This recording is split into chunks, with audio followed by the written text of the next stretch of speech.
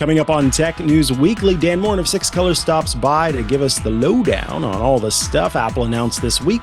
Then Patrick Holland of CNET joins us to tell us about Mobile World Congress 2025.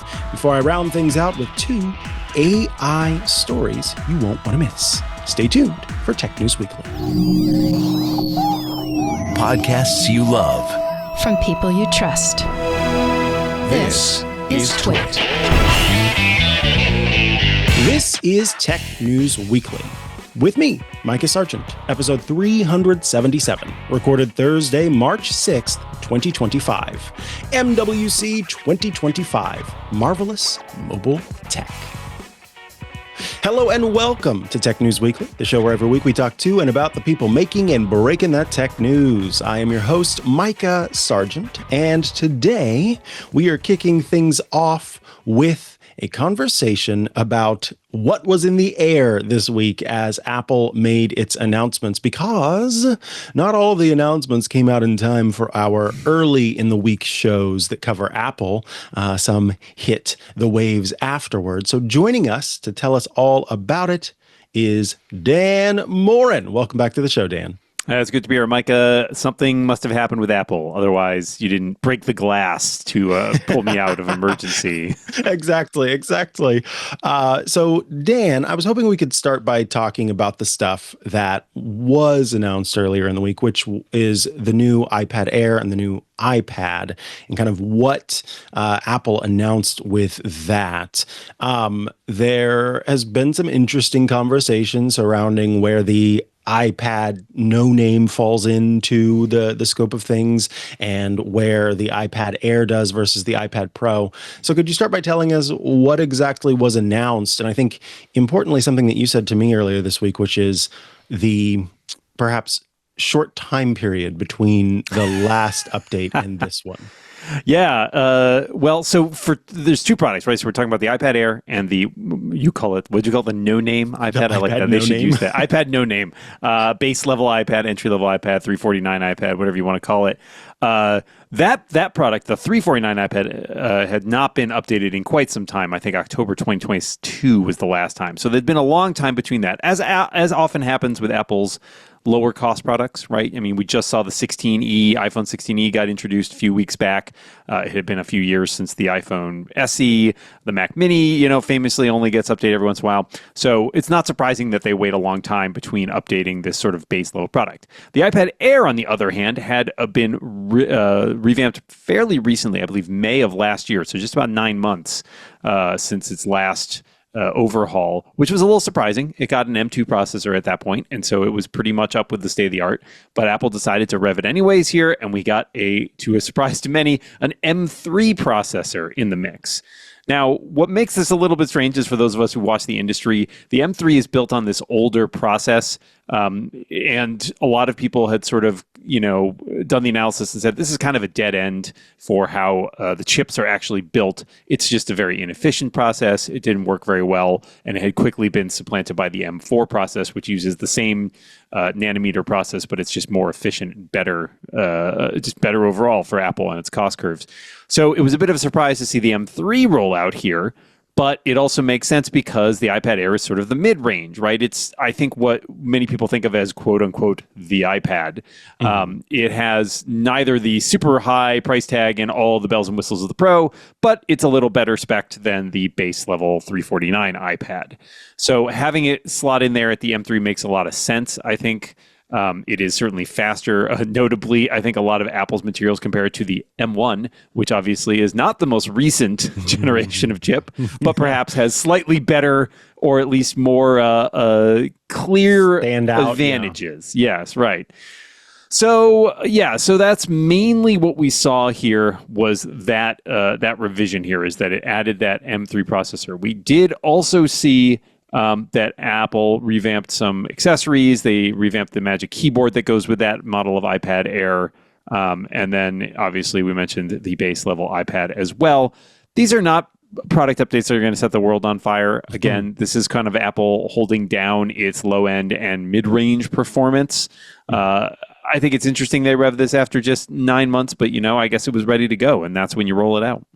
Yeah, that's true. If it's ready to rock, then you make it rock. Now, when it comes to these devices, you speak about sort of the mid range, and then of course kind of the low range with the iPad no name. Where do you see these iPads falling in terms of the people who probably benefit most from these devices? Who should be buying the Air versus the Pro or the Standard? I know it always gets a little confusing and muddy, but for somebody who is truly in the market for an iPad, how do you guide someone on which iPad to get? You've asked a $64 billion question, Micah. Inflation, It's tricky. The iPad is, I think, one of the hardest lines in terms of Apple's products to be able to help people figure out which iPad is right for them. And I think that's because the lines in terms of what distinguishes these models from one another are very squishy. The iPad Air and the base level iPad at $349 actually have a lot in common. They have roughly the same camera system.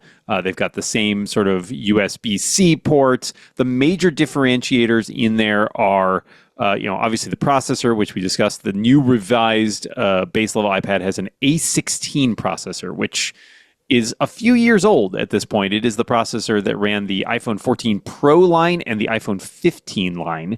Obviously, we're expecting maybe an iPhone 17 this fall, so we're talking, 3 or so generations back there.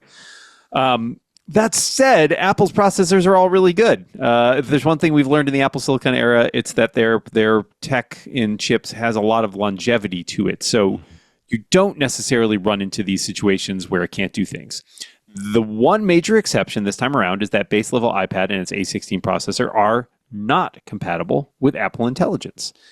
This is a little unusual because every other product that Apple has rolled out recently on both the iPad, the iPhone, the Mac, all of those are Apple Intelligence compatible. It's just this one. So that's one easy dividing line. If you are really excited about using Apple Intelligence, the base level iPad is not for you.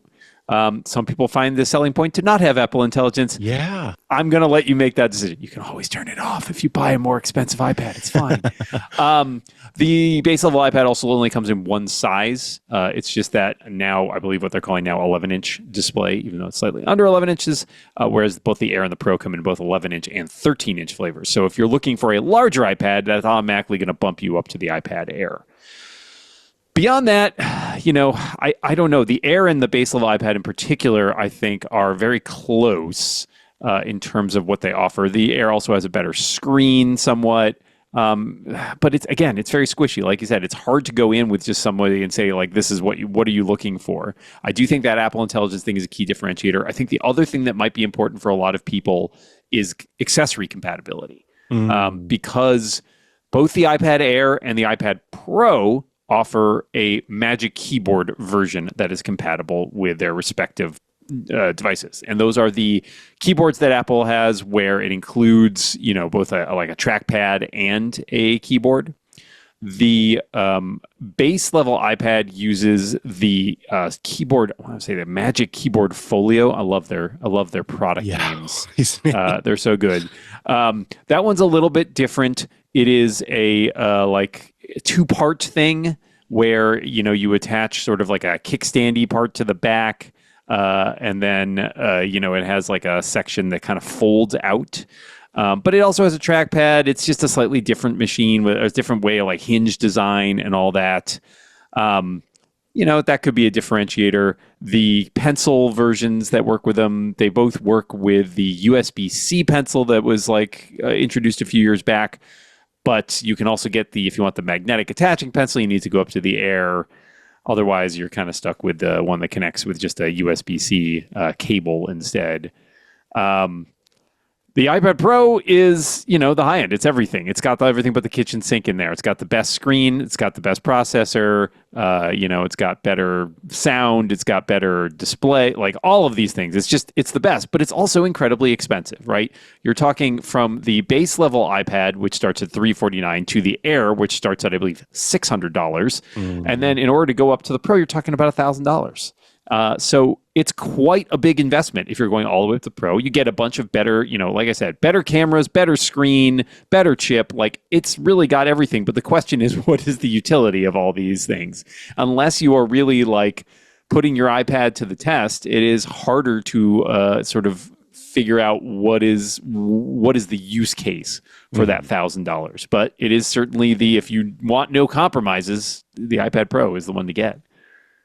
Absolutely. Yeah, this is especially, I think, the accessory questions that I often get around accessories and going, okay, now does this pencil work with this? Can you use a third-party stylus that supports and the Logitech and the base iPad pencil, or excuse me, Apple Pencil versus the Pro versus the one. Yeah, that all gets very messy. And then you throw the cases in there and the keyboard cases, and that part I have found confusing in the past. And you and I talked too about how quickly you go from what is a tablet to basically having a hefty laptop, depending on what accessories you add to it. And then you start to ask, is it better to just go over to, an Air or something like that? Yeah, I mean, like we just said, that iPad Pro starts at $1,000. Now, that's before you buy the keyboard accessory if you want one, right? A laptop comes with a keyboard and a trackpad. So you are outpricing the base level MacBook Air at that point, which is, it's a decision to make. Obviously, there's things that a MacBook Air can't do. You can't pull the screen off a MacBook Air and just have a little tablet to walk around with if that's something that interests you. I mean, yes, that's right. You can do any of these things once, but it's when you put it back together again, it gets a little messier. So it's a tough, that top end gets a little tricky in terms of how much it lines up to, like, should you just consider a laptop at that point? Speaking of laptops, that is one of the two things we'll be talking about next. But it is time to take a little break before we come back with Dan Moren to talk about the Mac options that Apple announced this week. I want to tell you about DeleteMe, who is bringing you this episode of Tech News Weekly. If you've ever searched for your name online, you didn't like how much of your personal information was available, well, I can understand that because I certainly have had that moment for sure. And when you think about it, especially when you look at the data that's online, you start seeing cousins and uncles and grandma and grandpa, you realize that maintaining privacy isn't just a personal concern, it's a family affair. And that is where DeleteMe's family plans come into play, because with those, you can ensure that everyone in the family feels safe online. DeleteMe helps reduce risk from identity theft, from cybersecurity threats, from harassment, and loads more. I have used DeleteMe, offered us an opportunity to try it out. And at first I was a little bit worried because I thought, okay, I need to be online partially because of the work that I do. It's all online. And so if I DeleteMe, then people won't be able to find me. No, DeleteMe is going after that compromising data, that information to tell everyone, who else in your life is connected to you, and information about where you've lived before. It's not fun to have that stuff online. And seeing DeleteMe go through and say, you data broker, and you data broker, and you data broker, remove this, is really quite satisfying. DeleteMe experts will find and remove your information from hundreds of data brokers. You can assign a unique data sheet to each family member, and so you can tailor it to them. So you can say, this is this person, here's the people that they know, because you have to tell DeleteMe what they need to look for. And then each of those data sheets are used for DeleteMe experts to do the work. With easy-to-use controls, account owners can manage privacy settings for the whole family. And DeleteMe will continue to scan and remove your information regularly. That's important because these data brokers will continue to scoop up new information that they find. So that includes addresses, photos, emails, relatives, phone numbers, social media, property value, and loads more. Protect yourself and reclaim your privacy by going to joindeleteme.com/twit and using the code TWIT, TWIT. That's joindeleteme.com/twit with the code TWIT, TWIT, for 20% off. And we thank DeleteMe for sponsoring this week's episode of Tech News Weekly. Alrighty, continuing on with the show, it is time to talk about the Mac, because it wasn't just the iPad Air that was in the air this week. And the reason why I keep bringing that up for anyone who didn't see is because there was a bit of a hint at Apple announcing things by way of Tim Cook, who shared a little clip that said there's something in the air. So yeah, let's start with the MacBook Air, which did get an announcement. What did we see? Colors and options and everything in between. Well, a few things. First of all, we talked about processors with the iPads previously. That's sort of the big news here is the MacBook Air gets the M4 processor. We've already seen versions of this throughout Apple's other products on the Mac line. We've seen the Mac Mini. We've seen the MacBook Pro with the various flavors of M4. So it's not really a surprise in that regard. We knew Apple's been pretty consistent about sort of rolling out generations of this stuff, especially the MacBook Air, which is probably its best-selling Mac, right? So no surprise there that it gets the M4 along with all the attendant benefits of that. In terms of other surprises, well, there is a new color, sky blue. How blue it is depends on, I guess, what angle you look at it from. Apple has been very conservative, let's say, with its colors in recent years, especially on the Mac line.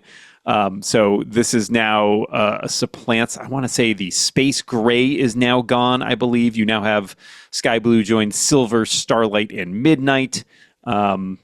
Take from it what you will. Some of the pictures I've seen online are pretty faint, hard to tell. So you might have to, if you're interested, I would always go look at it in a store first before you commit to a color. The other interesting decision here that I think is kind of big is the base level MacBook Air starts at $999. Now, you might say to yourself, well, didn't it always start at $999? And the answer is sort of. Last year, when it rolled out the M3 versions, it did not seem able to get that $999 price point. So what they did instead, because it started at $1099, they kept the older M2 version around at $999 so they could hold on to that sub $1,000 price point. There were a lot of suppositions at the time, like, oh, well, the cost curves, again, on these things are hard to get down. Maybe this is the future that we're seeing right next year. We'll get the M4 and they'll keep the M3 around at $999. But that did not happen. Instead, they managed to get that base level M4 at $999. That's a big deal because I think in no small regard, it makes that base level MacBook an extremely attractive and very solid computer. We've seen a lot of examples in the past where it's like, okay, they start at $999, but in order to get one that's actually like good, you got to go up like a couple $100. I think that M4 base level at $999 is a pretty solid offering, especially since Apple also revamped its RAM across the board last year, upping everything to a minimum of 16 gigabytes. Woo. So you get 16 gigabytes, you get a 256 gigabyte SSD. Might that be a little small? Perhaps if it's your only computer, but if this is a laptop you were buying in addition to having a desktop, I think you might be able to get by with it. I have an M1 Air that's still not full at 256 because I don't use it for all my data storage. But even then, that's still a pretty good price to start with. And if you want to you don't have to think about, oh God, I got to upgrade both the RAM and the storage in order to get something that's usable. It does at least provide a more welcome price point to start with there. So in addition to that, there's a couple other small improvements, as with, I want to say the iMac, the G4 M4 iMac. I'm dating myself here. We also saw a revamped, front camera here.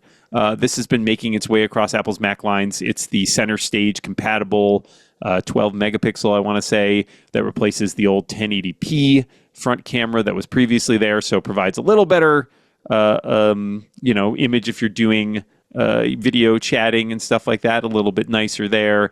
Other than that, it is largely the same. The other nice thing that is brought along with that M4, though, is the capability to run two displays in addition to the built-in display. This is something that a lot of people wanted. It's been a slow process with the MacBook Air. For a while, you could only run one, and then it had a situation where it's like, well, you can run two external displays, but you can't run the internal display at the same time, so you had to run it lid closed. People made a lot of fuss about this. I mean, again, it's not necessarily a feature that everybody needs, but I think for those people who do need it, this is a welcome addition to be able to do that as well.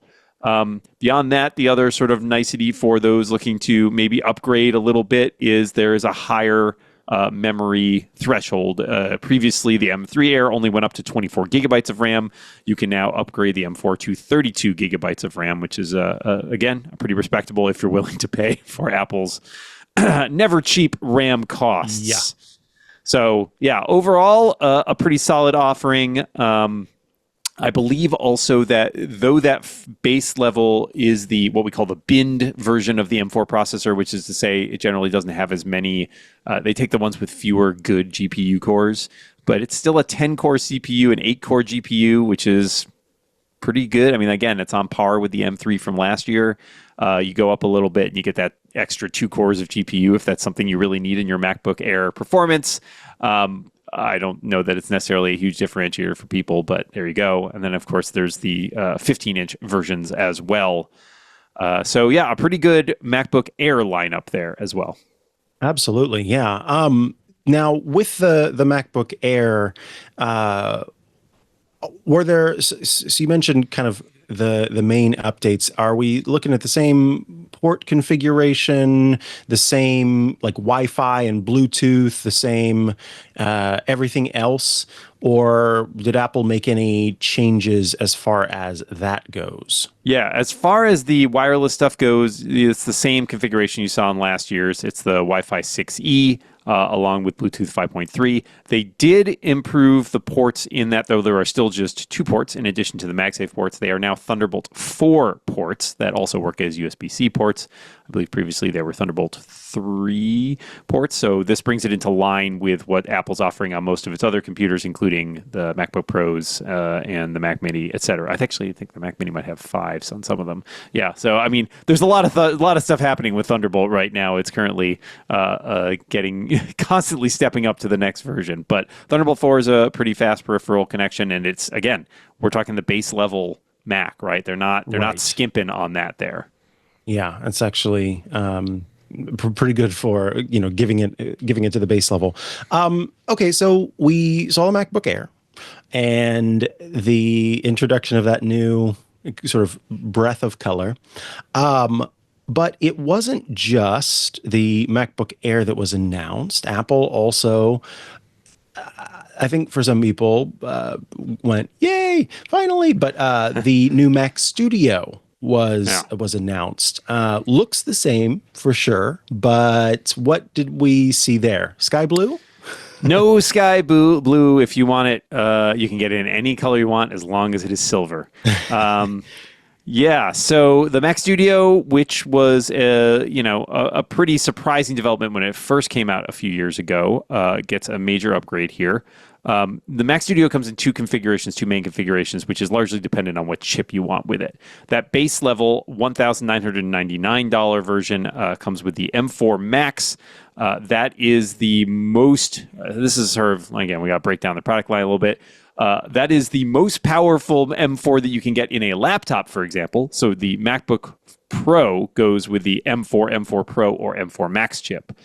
But the M4 Max is also, I mean, it's the most powerful M4 chip that's available now. It comes with, starts at 14 cores for CPU and 32 cores of GPU.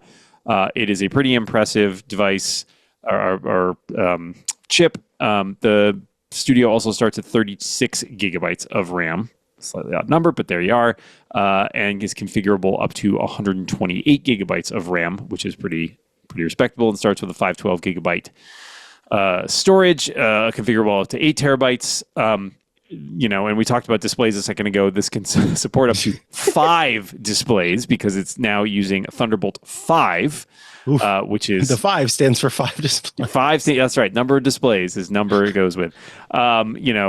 This is a pretty powerful computer, and that is a lot going for it there. But it's also not the only one they released, because traditionally the Studio has come in both the Max and Ultra flavors. Now this is where we get a little weird again. Gasp! You might have expected an M4 Ultra to go with that M4 Max, but there is no M4 Ultra yet. So instead, you have your option of an M3 Ultra. Now, bearing what we said in mind earlier in the show about the M3 process being kind of at the end of its life potentially. It's a little surprising that we're rolling this out now, but apparently, again, this was where the pipeline was working at the time. So yeah, if you're willing to go up to that $4,000 price point, you can get a 28-core CPU, 60-core GPU M3 Ultra. Now, keep in mind, the way they make these Ultra chips usually is they take two of those Max chips and just glue them together.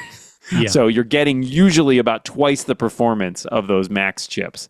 They use Elmer's, right? Yeah, that's right. You just a little, same glue we all used in grade school. Throw a little macaroni on there. Folks, we're kidding. We're kidding. This is a joke. No, that's not how it works. It also starts with 96 gigabytes of memory, configurable up to 512 gigabytes of memory. Of memory.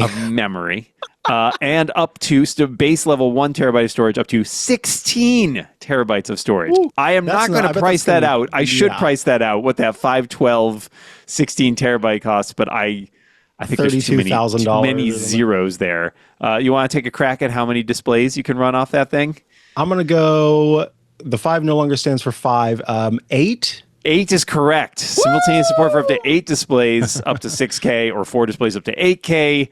Well, I mean, I think the biggest question coming out of this is that the Mac Studio is a very impressive device. We've seen this, obviously, for a long time. Apple is really targeting that at some of its pro users.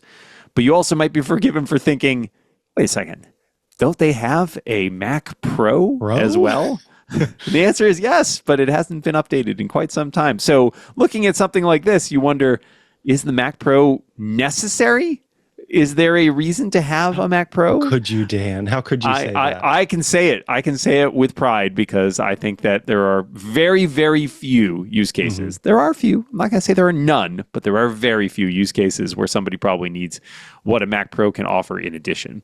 I mean, can we just note that Apple says in its copy on its site, powered by the most advanced Apple Silicon, Mac Studio is the ultimate pro desktop. Yeah. The ultimate said Pro right there, desktop. right? Why if you need anything more, just to compare, that Mac Pro, is currently running an M2 Ultra chip, right? So that's a whole generation behind. So yeah, the Mac Studio, very impressive. There's a lot in there. Apple also targeting in its description in its press release, basically saying this is the best powerhouse you can buy for artificial intelligence, because you got to work AI in there somewhere. And they also describe it as, I enjoy, also built for Apple Intelligence. I don't know what that means. Technically, all of their devices run Apple Intelligence, and I have yet to see a reason why you would need a M3 Ultra versus an M2 or an M1. Or an M1 even, great that they continue pushing the envelope. And again, there are those power users who will really need this kind of performance. And I'm glad that they stake out that high ground, but it does increasingly feel, and sometimes, like they've got this ability to throw all of this power at these problems, and they just keep adding more and more power. And you're like, stop, we're already dead. Yeah, it seems to be very, very, very. We need to find the people who are putting this thing, pushing this thing to its limits. I would like to talk to those folks because they're out there. To find them, they're out there somewhere. You're out there. If you're listening to the show, you can get in touch. And you're like, I maxed out my M2 Ultra Mac Studio. I need to get this M3 Ultra one. I got to go. Let's do it. Let's go. Yeah. I would love that. Is there anything else that Apple announced along with this? Anything else from the iPad lineup or the Mac lineup that we may have missed in our conversation? Unless you are really excited about color-matched MagSafe power cords for your M3 your Sky Blue M3 MacBook Air, I don't think there is too much. We mentioned, obviously, the new version of the Magic Keyboard for the iPad Air. I think that is worth highlighting again. They've kind of melded some of the features that has. So Apple redid the Magic Keyboard for the iPad Pro last year, and it's got this nice aluminum wrist rest, and it's kind of a more substantial product. The MacBook Air Magic Keyboard, not quite the same. It's a little bit more like the original version, but with some of the niceties that came there, like a function row and a larger trackpad, but you're not going to get backlit keys. You don't get haptic feedback on that trackpad. So they're keeping pace, but that is, again, in our discussions about what differentiates the Air from the Pro. The quality of the peripherals is one of them. They just, they aren't quite, they don't have all the bells and whistles. That said, they're a little bit cheaper. I think that one's $269 versus the $299 for the Pro's Magic Keyboard. So if you're looking to save a few bucks, I guess that's what the iPad Air can get you. Definitely. Well, Dan Moren, I want to thank you so much for taking the time to join us today. Of course, folks can head over to sixcolors.com to check out your work and Jason Snell's work. Where else should they go to keep up with what you're doing?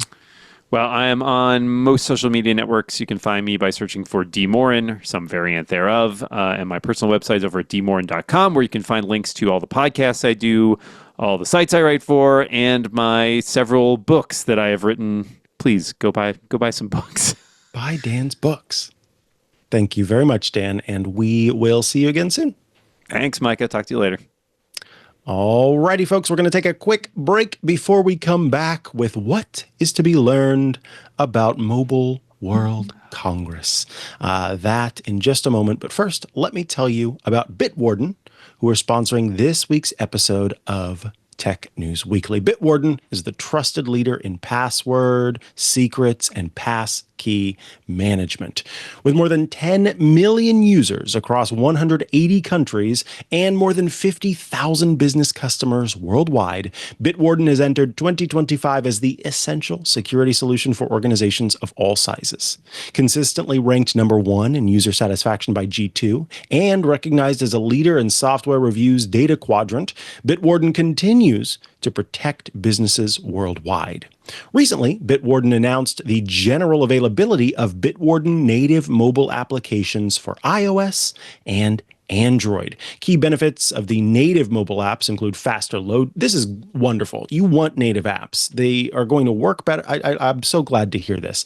You get fast load times, improved overall app functionality, iOS and Android platform-specific design, so that way, if you're used to using apps for those platforms, this will feel familiar to you. Deeper hardware integration, including that biometric authentication and multi-device support, so that the usability goes up.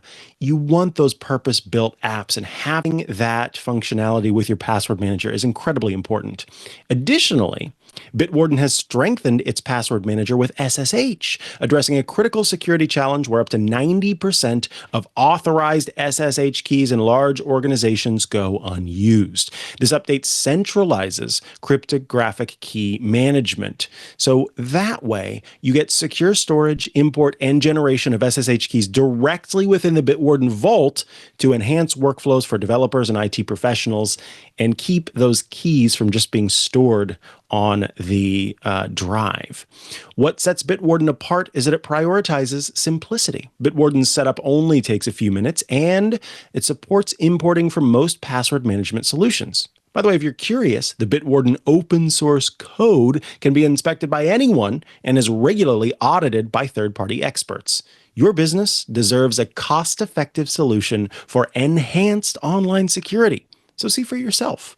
Get started today with Bitwarden's free trial of a Teams or Enterprise plan, or get started for free across all of your devices as an individual user at bitwarden.com/twit. That's bitwarden.com/twit. And we thank Bitwarden for sponsoring this week's episode of Tech News Weekly. We are back from the break, and yes, it is time to talk about MWC. Joining us is the mobile expert himself, Patrick Holland of CNET. Welcome to the show, Patrick. Yeah, I've been called a lot of things, but not a mobile expert before. All right. Well, I hope you'll accept it because we certainly love to have you on the show to talk about what's going on in the world of mobile devices. First and foremost, can you tell our listeners what in the world, if they haven't heard of it, is MWC? And are we sure we're not talking about CES? Yeah, I mean, so two acronyms. So we have MWC stands for Mobile World Congress. It takes place every year in Barcelona. And basically, it's a show all about mobile things. So phones, wearable devices, and products, but also things that are related to B2B stuff. So like you have a lot of things with like cellular and telecom companies there working on like Wi-Fi, or we saw Li-Fi. That's even a thing. We're not going to talk about that. But then there's CES, and that's the Consumer Electronics Show that takes place in Vegas, and that's encompassing not only mobile, but other things. And over the years, a lot of the mobile stuff has been quietly not announced at CES, but happens at Mobile World Congress. So that'd be the two. Mobile World Congress is definitely smaller, but there's a lot more tapas and Spanish ham. So I love that. Yeah, and it sounds like from what you just said that the conversations or the announcements rather that take place there are perhaps a little more important to the space than sometimes we see at CES, where it seems, and you can correct me if this sort of impression is wrong, that the big companies at CES tend to use their own stages and their own platforms, their own events to, make these big announcements. But maybe because of the nature of who's paying attention to Mobile World Congress, you do get some big industry announcements.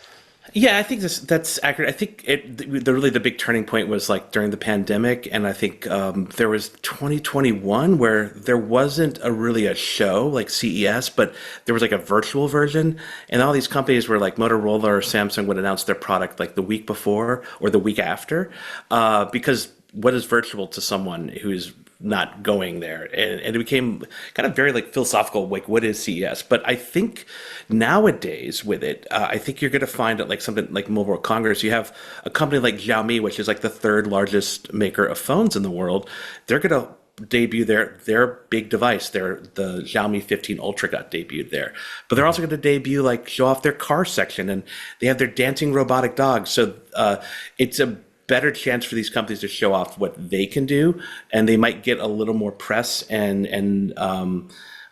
maybe even hoopla about it, buzz around it, maybe is a better word, than they would if they did it on their own. So yeah, and Understood. in fact, Oppo is a big phone brand. They launched like the world's thinnest phone, right? It didn't launch actually at MWC. It launched right before MWC. And so here, then showing it off and potentially getting more attention. That makes sense. Now, your the CNET team, there were quite a few boots on the ground, as far as I understand it. And your team kind of did a wrap up of the different things that were announced. And I hope we can kind of talk about it first with the best ofs before we get into the weird and wacky stuff, because it does, for the most part, seem to be an event where you are showing off. Sometimes with CES, actually a lot of times with CES, so much of it is conceptual and so much of it is just junk. And in this way, it was kind of interesting seeing some of the real stuff being announced or shown off at the very most. One example was, I think, a kind of darling in the people who like to tinker with their devices space is the Nothing brand, right? And I'm curious to hear about the Nothing phones that were kind of shown off at this event. Yeah, so Mobile World Congress happens at this great time of year, and especially if you are, when I was a younger tech reporter doing mobile stuff, you get assigned usually the budget phones, the phones that cost $300 or $400 that most people are going to buy maybe more than like a Galaxy S25, but they're not as exciting, right? They're basic phones, they're this, and Nothing launched two very amazing budget phones, the Nothing Phone 3A and the Nothing Phone 3A Pro. The most expensive, which is the Pro, which I think is $460 or $459, I think is the price. So well under that $500 sweet spot that we look for in a phone. If you think about something like the Google Pixel 8a, that's $500, and I think that's the right amount of money to get like the perfect amount of value for a phone. We just saw Apple launch the iPhone 16e at $600, and yeah, $600 is not a lot, but it's definitely not cheap. So to see Nothing launch these two phones that are not only like fun and unique because they have these lighting on the back of it, they're called glyphs, and they can do different things. They can just light up to look cool. They can light up for notifications, but there's no other phone like that. I mean, I think back to 2018, we had like the Razer gaming phone. We started seeing like RGB lighting on phones, but this is so exciting, and you're paying like a few $100s for this. It's amazing. And then I think the difference between the Pro and The regular 3A is there basically that comes down to cameras. The cameras are just a step up a little bit nicer on the Pro model than they are on the regular one. And also, I haven't mentioned the AI yet, right? And we see a lot of companies making their upgrades about AI. And while there are things like Google Gemini and Google Circle to search on these phones, the only thing that nothing is doing is they have this really cool space on there. It's kind of like a combo of Notes app and the screenshot app that we see in the Pixel, where you can just put things that you're doing, whether it's a voice memo, whether it's a screenshot, and then it's using AI to kind of maybe collage that, for a lack of a better word. It's really early days on that. This is still very limited, but that's the kind of thing where he's like, that's something unique, something different, and something AI. I like that. So yeah, I think the Nothing phones, I'm pretty excited about them. Something else that stood out to me, and this does fall into the concept car area, but the modular camera from Xiaomi. Tell us a little bit about that, because you do see people aftermarket adding lenses to their phones and, attaching them to cases. So the idea that it could kind of be built in and take your camera phone into the realm of being a camera is certainly appealing. What is the modular optical system?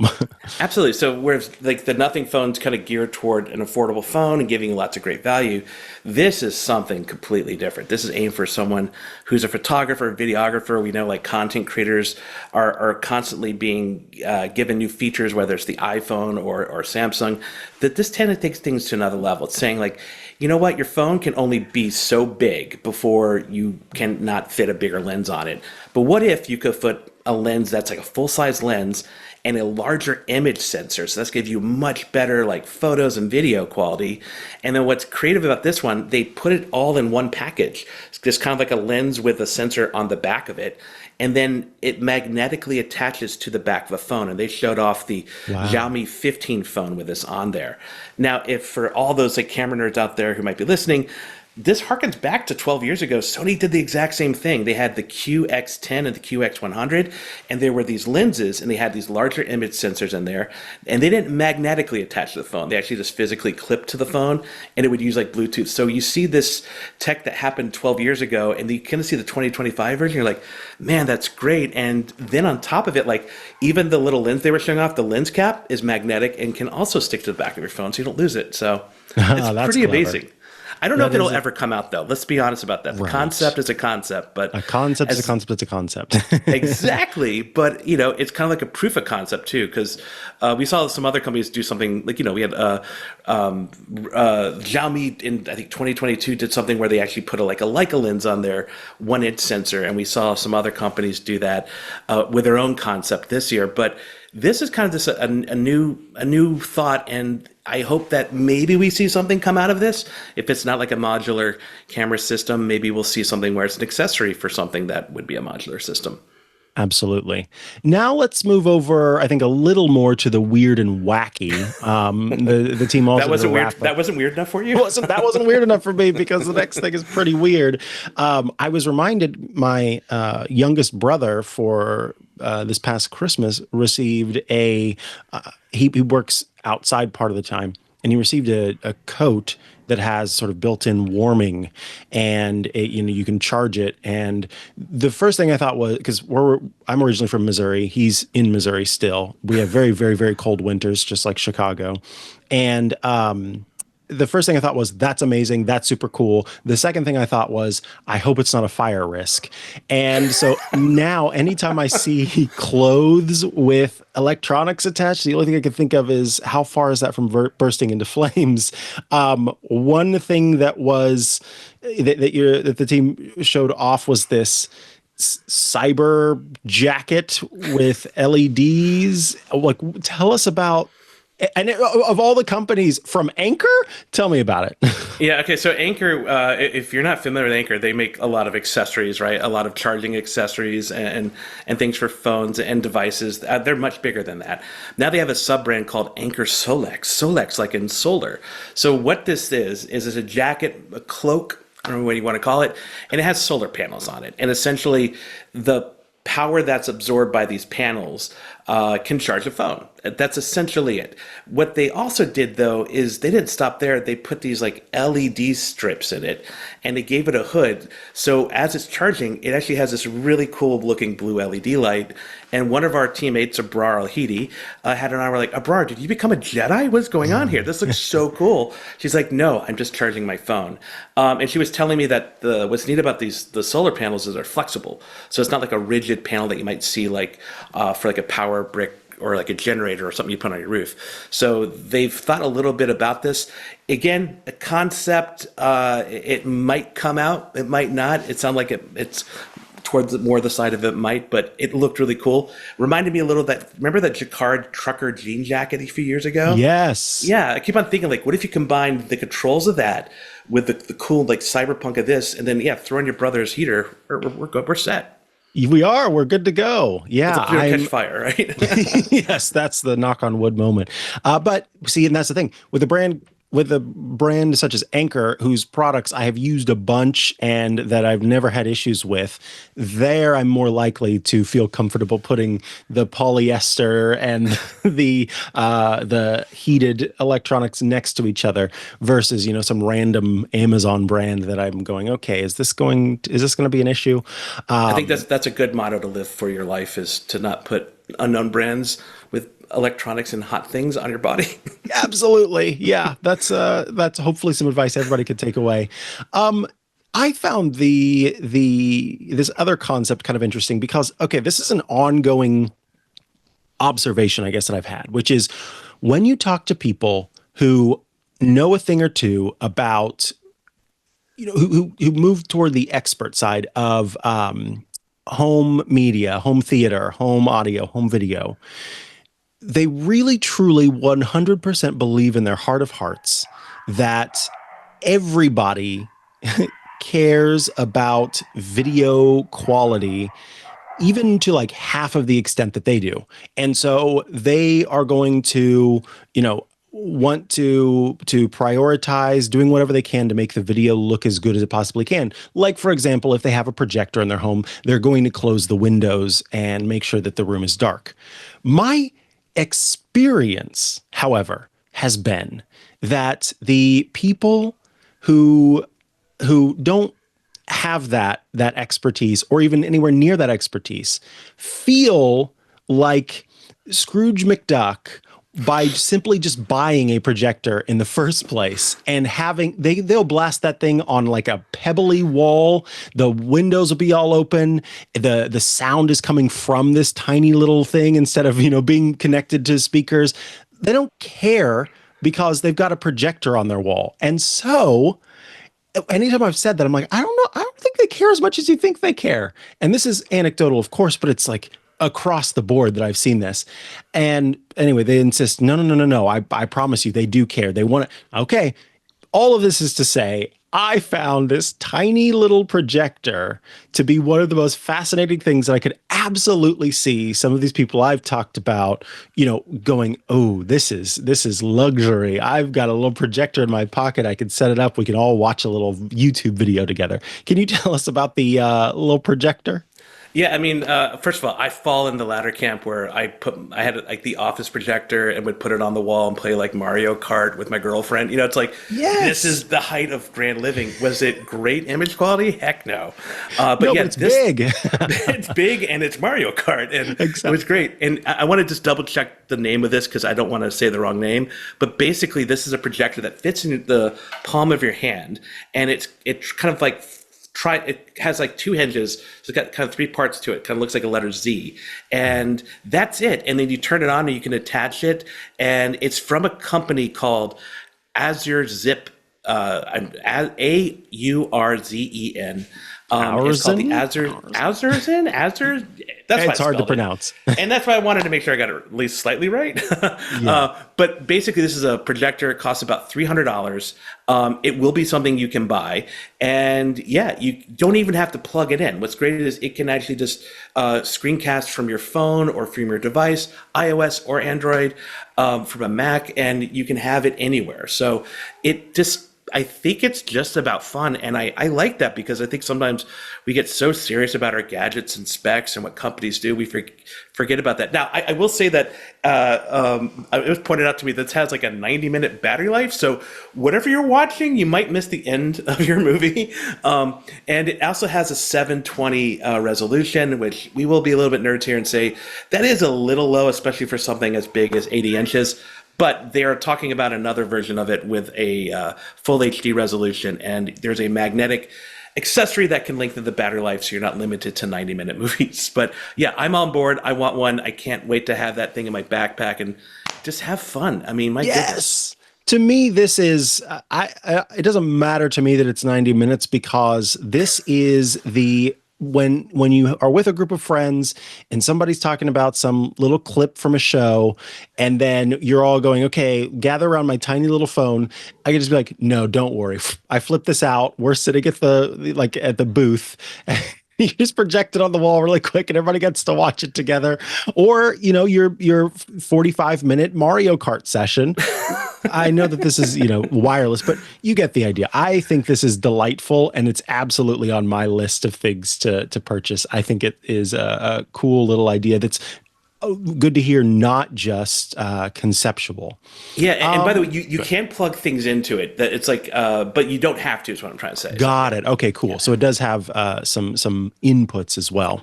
All right. I guess because I have kept you for a long time, I'll just ask: is there anything else that the CNET saw at Mobile World Congress that you think bears a mention? Of course, everyone should go and check out these two articles as well as much more coverage on the CNET website. But anything else that stuck out to you?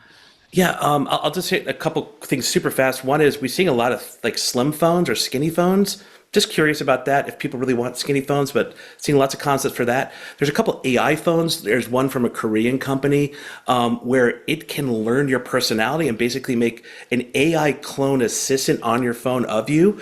Please read that article. And the one that I think is kind of cool is HMD, Human Mobile Devices. They make a lot of like Nokia licensed phones, but they have this really cool phone called the Fusion X1. And it's geared as like a stepping stone between taking your like offline child and slowly integrating them to the online phone world. And as opposed to having an app or something that controls and restricts what your teens can access, you become that. It's kind of like having two-factor authentication, but you're the authenticator. Like, no, you can't access this, or you can't go to this thing. And so you could slowly integrate how much of their life is online and how much they experience that. I think it's a neat idea, and HMD has made some pretty compelling devices before. But yeah, I think I'd like to look at that. Yeah, absolutely. That is of interest to me as well, huh?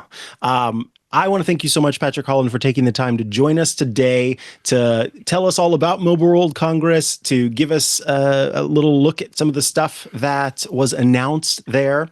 Of course, folks can head over to cnet.com to check out the great work you're doing.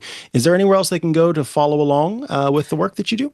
Absolutely. You can find me on Directed by Patrick on Twitter, Directed by Patrick on Instagram, and oh my goodness, I'm spacing on the Instagram, whatever version of Twitter that is. I'm nervous. Oh, Threads. Threads. And you can also find me at Trick Holland, no PA, on Twitter as well. Beautiful. Thanks so much for your time today. We appreciate it. All righty, we are going to take a quick break before we come back with my story of the week. I want to tell you about Veeam, who are bringing you this episode of Tech News Weekly.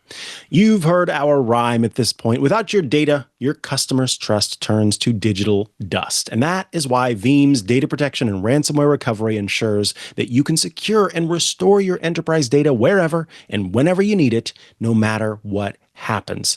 So incredibly important. We hear about new ransomware attacks all the time, and it makes you go, why don't they have Veeam?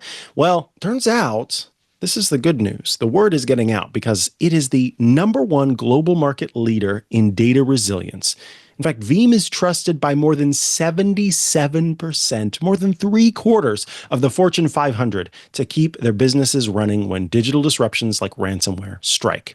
That is because Veeam lets you back up and recover your data instantly across your entire cloud ecosystem, proactively detect malicious activity, remove the guesswork by automating your recovery plans and policies, and get real-time support from ransomware recovery experts.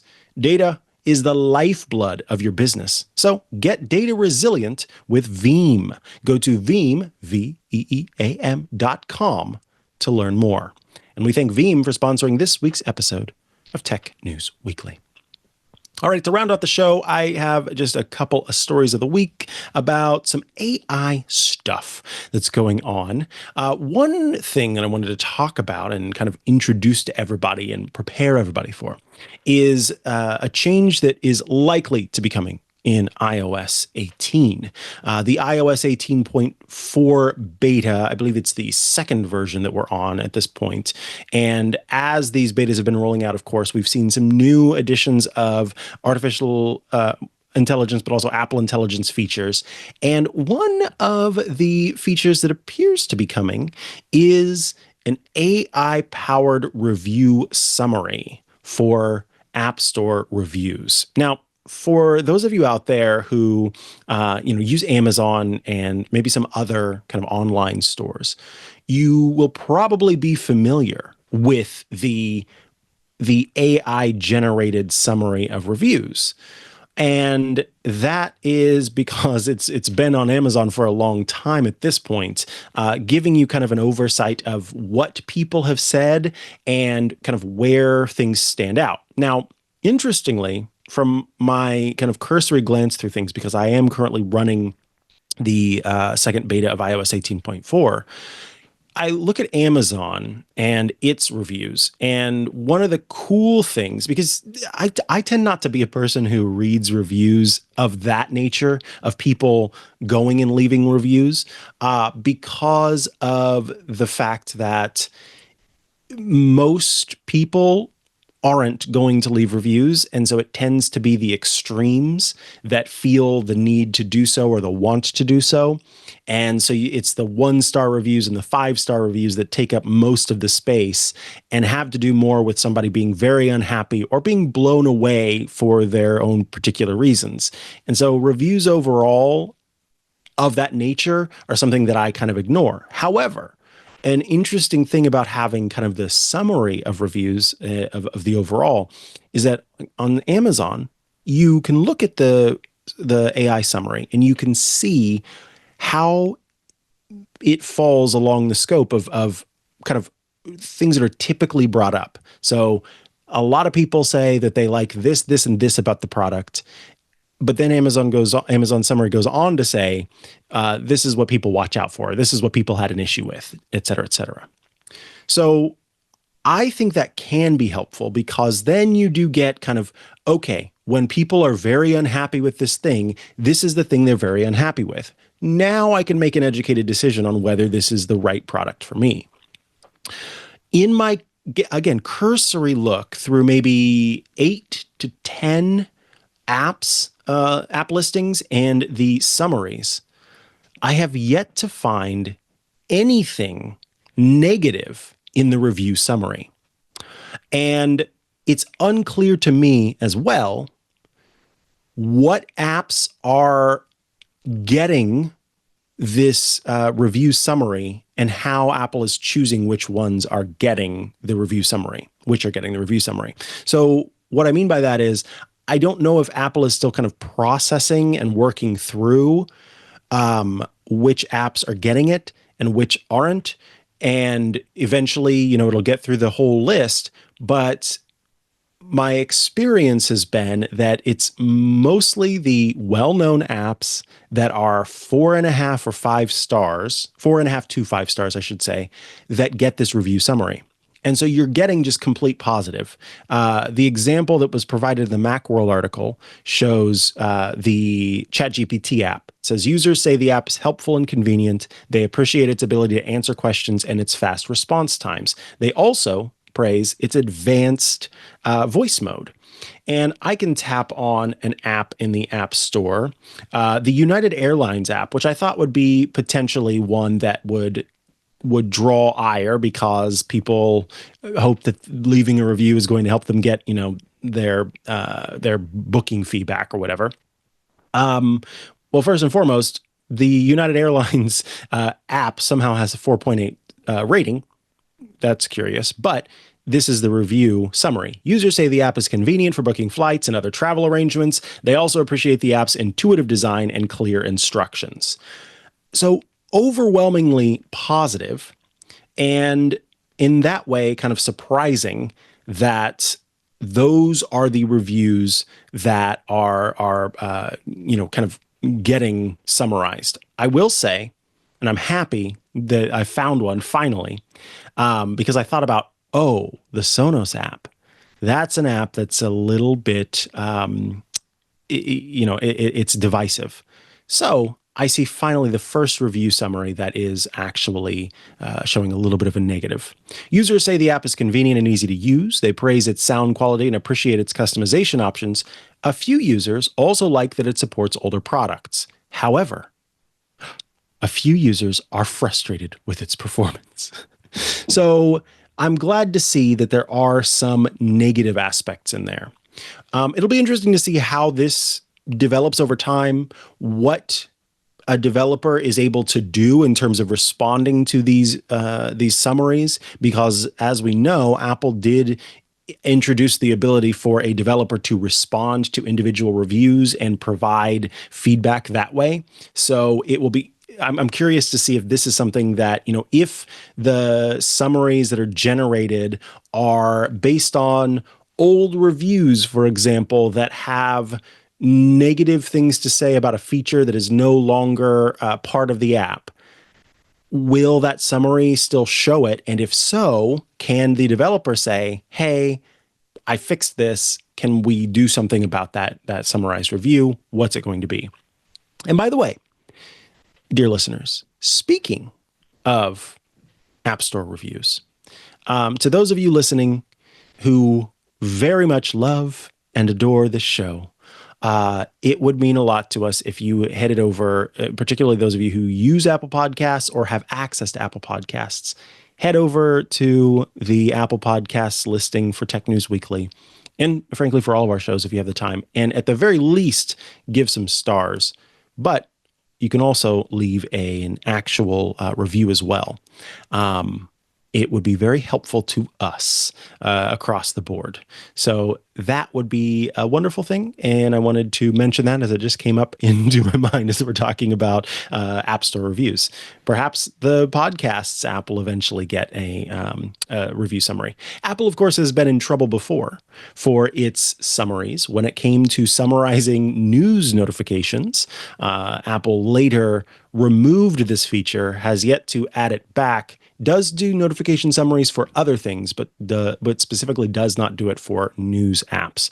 I don't know if that's ever going to make its way back in, because that is taking on a lot of responsibility for misunderstandings that could take place as the AI works to summarize what is already a summary, given that it's a notification that is supposed to grab your attention really quick and let you move on. We'll talk about another AI-powered system after we take a quick break so I can tell you about Cashfly, who are also sponsoring this week's episode of Tech News Weekly. For more than 20 years, Cashfly has held a track record for high-performing, ultra-reliable content delivery, serving more than 5,000 companies in more than 80 countries. And hey, look, we're one of those companies, because at Twit, we've been using Cashfly for more than a decade and have loved the lag-free video loading, the hyper-fast downloads, and the friction-free site interactions. Here's what you get with Cashfly. It's the only CDN that is purpose-built for throughput. Ultra-low latency video streaming delivers video to more than 1 million concurrent users. Lightning-fast gaming that delivers downloads faster with zero lag, glitches, or outages. Mobile content optimization that offers automatic and simple image optimization so your site loads faster on any device.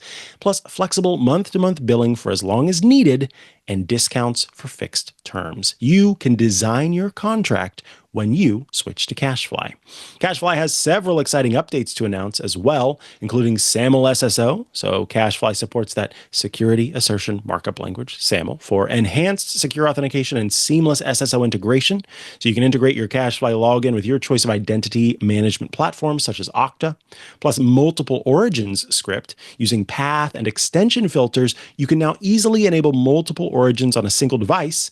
and new status code report that is available in Analytics. It's currently in beta. You'll be able to view reports based on detailed status codes at 5-minute intervals, each POP, each service, each group, easily showing when your service experienced a high number of errors and pinpoint the time and location.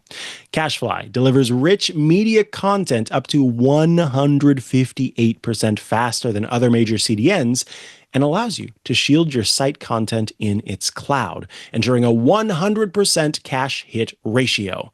And with Cashfly's elite managed packages, you're going to get the VIP treatment. Your dedicated account manager will be with you from day one, ensuring a smooth implementation and reliable 24/7 support when you need it. Learn how you can get your first month free at cashfly.com/twit. That's CACHEFLY.com/twit. And we thank Cashfly for sponsoring this week's episode of Tech News Weekly. All right, back from the break, and the second bit of AI-powered news comes from Amazon. Amazon announced an interesting update for the Prime Video service.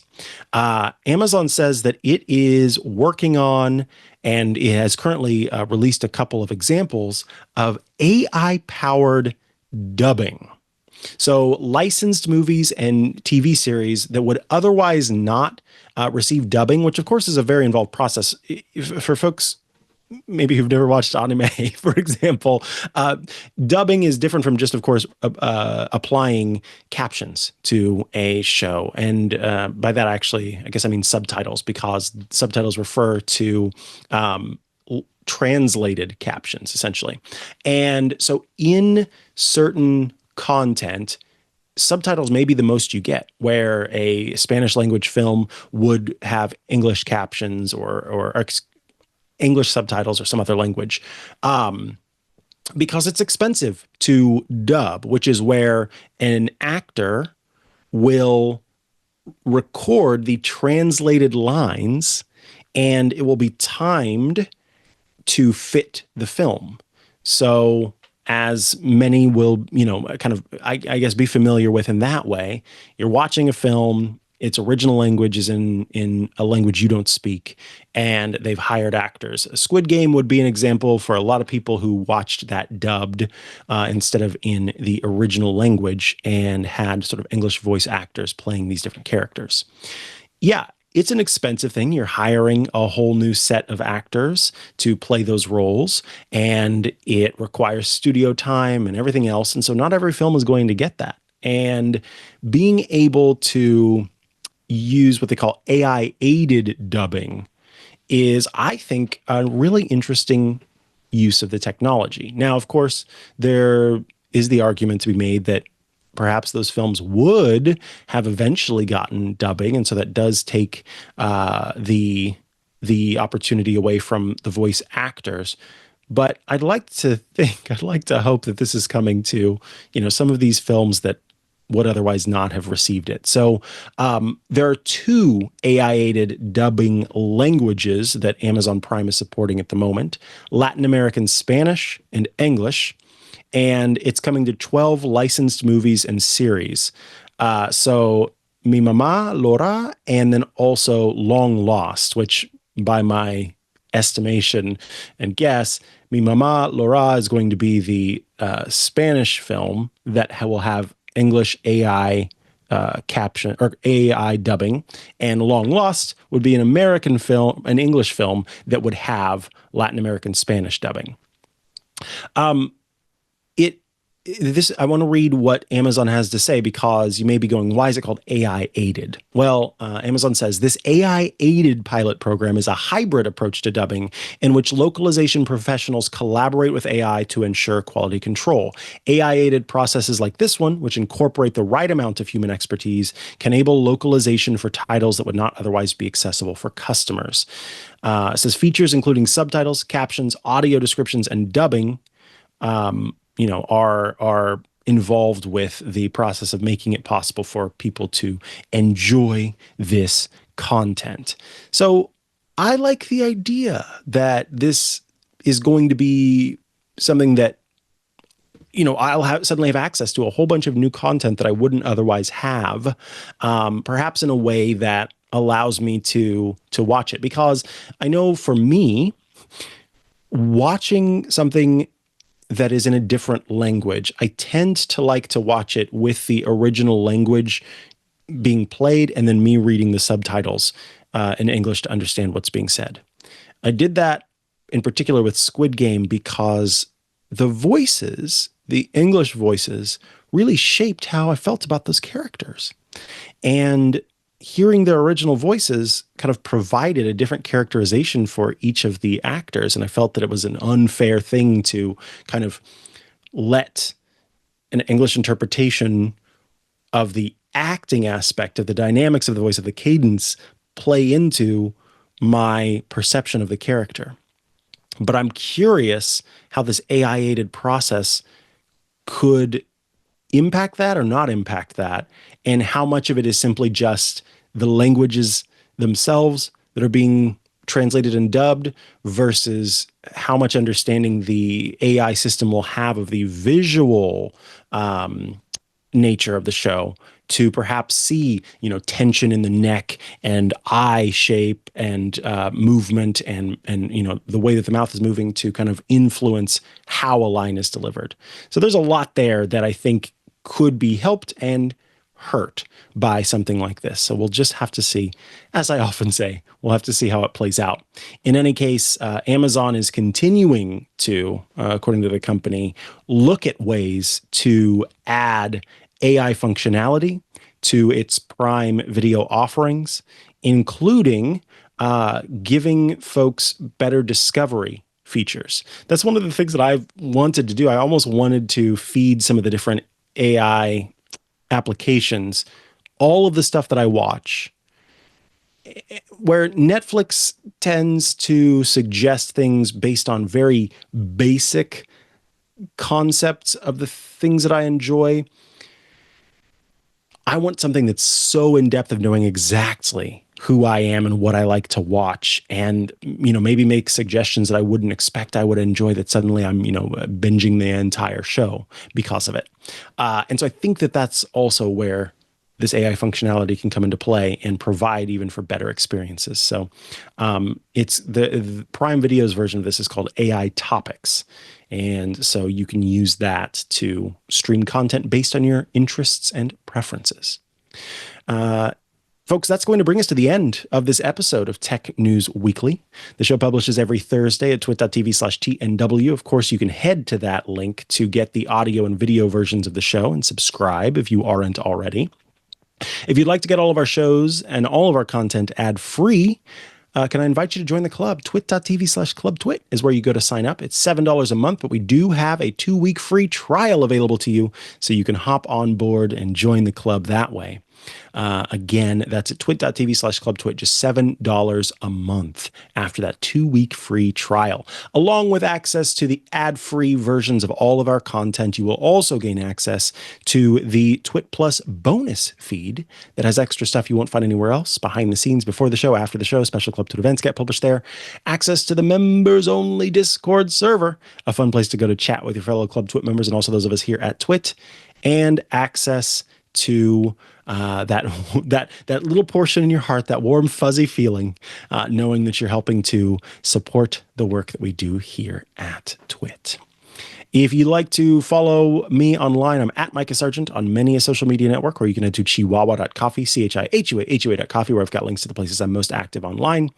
Be sure to check out iOS Today, Hands on Mac, and Hands on Tech, which will publish later, iOS Today and Hands on Mac, which will publish later today. And of course, every Sunday, you can check out Hands on Tech. And yeah, I'll be back next week with another episode of Tech News Weekly. Thanks so much for tuning in. Bye-bye.